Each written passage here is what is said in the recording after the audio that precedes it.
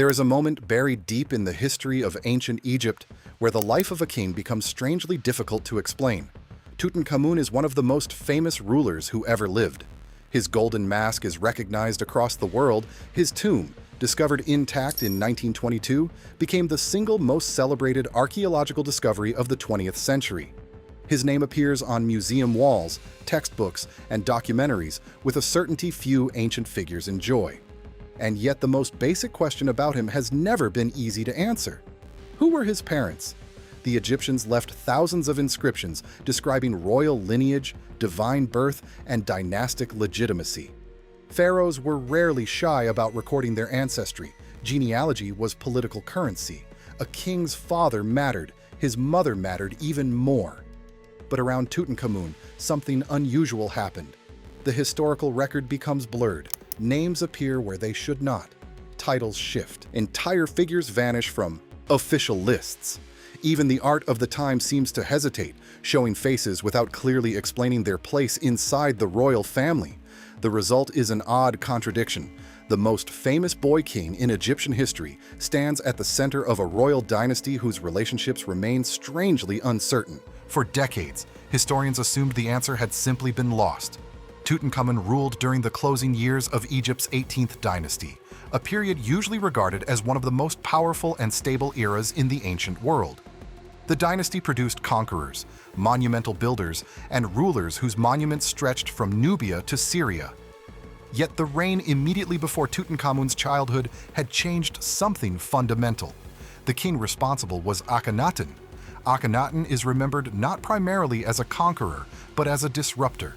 Early in his reign, he abandoned Egypt's traditional religious system and elevated a single solar deity, the Aten, above the ancient gods who had dominated Egyptian worship for centuries. Temples were closed, priestly institutions were dismantled, even artistic conventions were transformed into a new, unusual style that depicted the royal family in elongated, almost surreal forms. More dramatically still, Akhenaten relocated the royal court entirely. He built a new capital city from scratch in the desert at a place called Akhenaten. Today, the site is known as Amarna, and the brief cultural upheaval that took place there is remembered as the Amarna period. It was a strange interlude in Egyptian history. The art is unusually intimate. Royal family scenes show the king and queen playing with their daughters beneath the rays of the Aten. Letters from foreign rulers survived in the desert soil. Archaeologists uncovered entire streets and palaces preserved beneath the sand. And yet the closer historians look at Amarna, the more elusive the royal family becomes. Names appear and disappear with unsettling frequency. Queens rise in prominence and then vanish from inscriptions.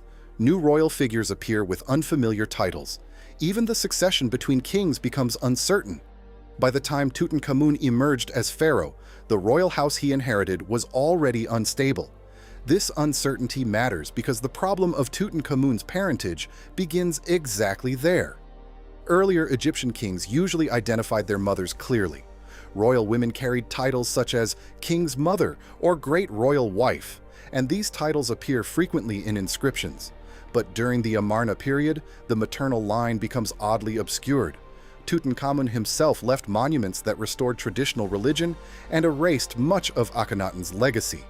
His reign represented a return to the old order, temples reopened, the capital moved back toward Thebes. Even his own name changed from Tutankhaten, honoring the Aten, to Tutankhamun, honoring the god Amun. Yet nowhere in this restoration does the young king clearly name his mother. For much of the 20th century, historians tried to solve the problem through conventional methods. They examined royal inscriptions, fragments of statues, damaged reliefs from temples, and scattered references in diplomatic correspondence. Several theories emerged. One suggestion was that Tutankhamun was the son of Akhenaten and his famous queen Nefertiti. Nefertiti's prominence during the Amarna period made the idea attractive. She appears frequently in art beside the king, and at times she seems to exercise authority that approaches that of a co-ruler. But there was a difficulty. Nowhere in surviving records is Nefertiti described as the mother of a male heir.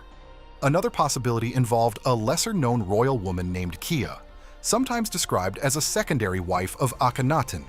Her name appears in several inscriptions, and some historians wondered whether she might have been the boy king's mother, yet the evidence was thin. Kia's titles never clearly identify her as king's mother, and she too seems to disappear from the record before Tutankhamun's reign.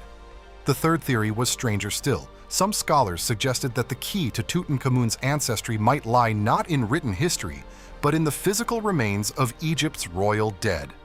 The Valley of the Kings, where Tutankhamun's tomb was discovered, contains dozens of royal burials. Many of these mummies had been moved in antiquity to protect them from grave robbers, creating complex caches where bodies from different reigns were stored together. One such cache was discovered in 1898 inside a tomb now known as KV35. Victor Loret, the French archaeologist who opened the tomb, found an unusual arrangement of mummies hidden inside chambers. Among them were two unidentified female bodies. One of these women became known simply as the younger lady.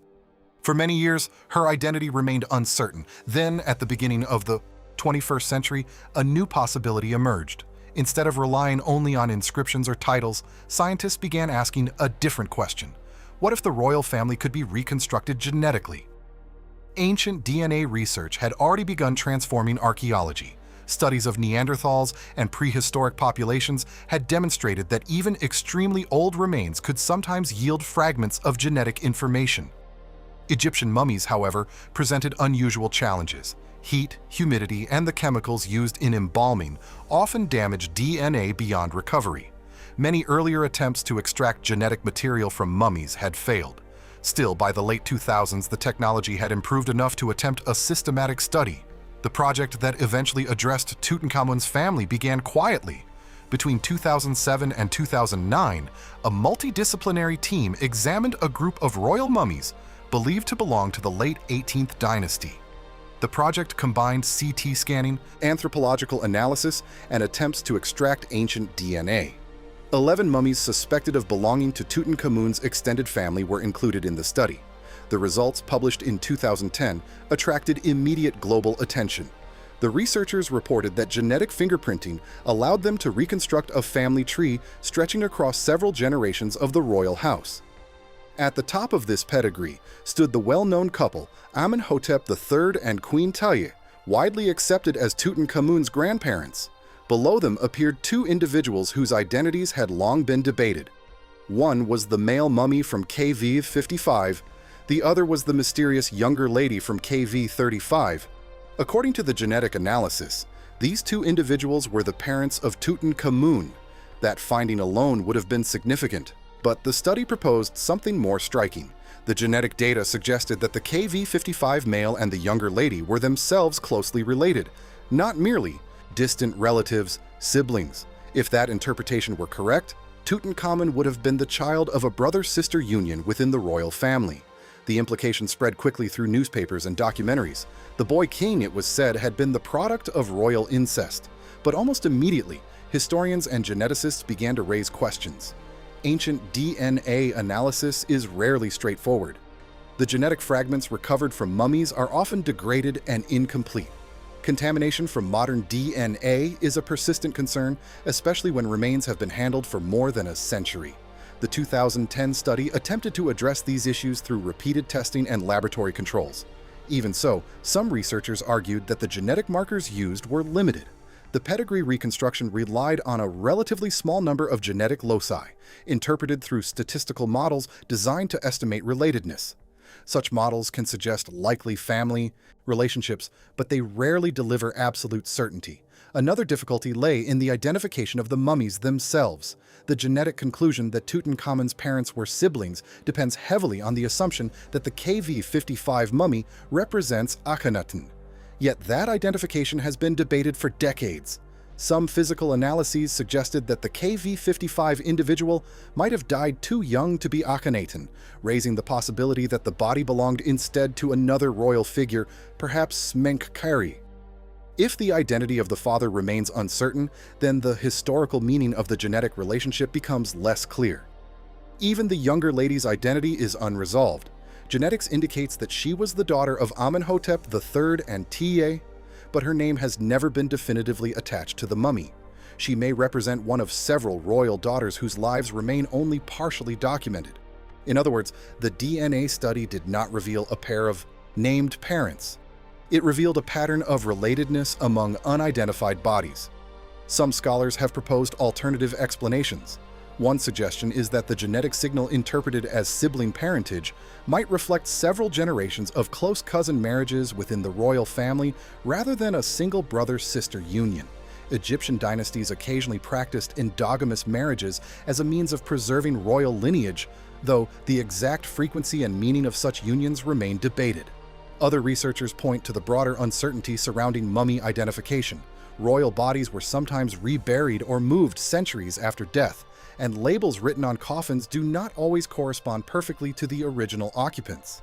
This does not invalidate the genetic evidence, but it complicates its interpretation. Meanwhile, the physical health of Tutankhamun has added another dimension to the discussion. CT scans of the young king's mummy revealed several anatomical conditions, including a clubbed foot and evidence of bone disorders that may have affected his mobility. Dozens of walking sticks were discovered in his tomb, suggesting that he relied on them during life.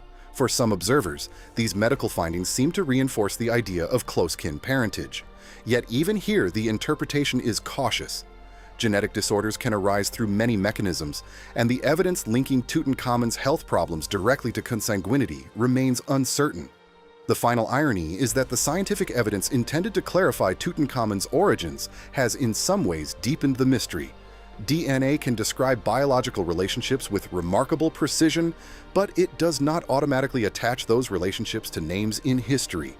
The genetic study suggests that the young pharaoh was born into a family where close kinship shaped the royal line. Whether that kinship was specifically a brother-sister union remains a matter of interpretation. And interpretation, in the world of ancient Egypt, is rarely simple. The Amarna period fractured the historical record in ways that later generations never fully repaired. Monuments were dismantled, names were erased, royal burials were rearranged. What survives today is a mixture of bodies, inscriptions, and scientific fragments that must be assembled carefully into a story. That story may never become perfectly clear. Tutankhamun remains one of the most visible kings of antiquity. His tomb dazzled the modern world, and his golden mask still seems to promise certainty about the past. But the deeper one looks into his ancestry, the more that certainty fades. DNA has provided clues that earlier historians could only imagine. Yet even with modern science, the young king's family remains suspended between probability and proof. The boy whose tomb defined Egyptology still carries the same quiet question that has followed him for a century. Not how he died, but who exactly gave him life.